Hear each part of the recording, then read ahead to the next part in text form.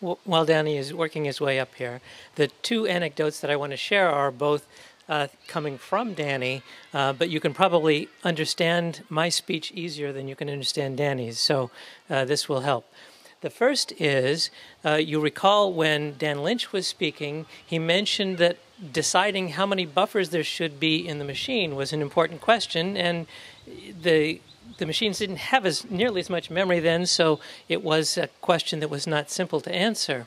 But given the number of buffers that you had, what information should you keep in those buffers? For TCP, the reason you have to have the buffers is to save the data that may need to be retransmitted in case the packet is lost and you have to send it again. You have to hold on to that data until it's cleared. For packet voice, which is what Danny and I worked on at ISI, you're trying to have a real-time conversation, and so if you're getting packets and some are lost or some are duplicated, the ones you want to keep are the newest ones because the data that's old may have already missed its place to be played out. So Danny used the analog there that for TCP, those packets are like wine. You want to keep the oldest wine when you have too much.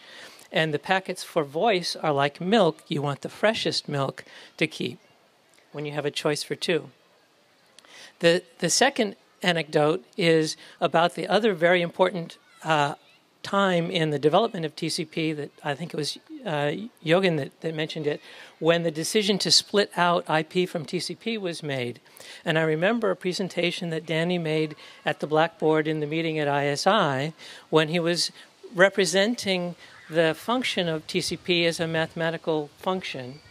And he included the reliability aspect of that as a capital R, represented that as capital R. And he said, for voice, where it's less important for us to have reliability but to have quickness, we need to not have that reliability. So we could implement R to the -1 and let the two of them cancel out, but that probably wouldn't work very well. Instead, what we want to do is take the reliability function out and have the addressing piece by itself, and that's IP.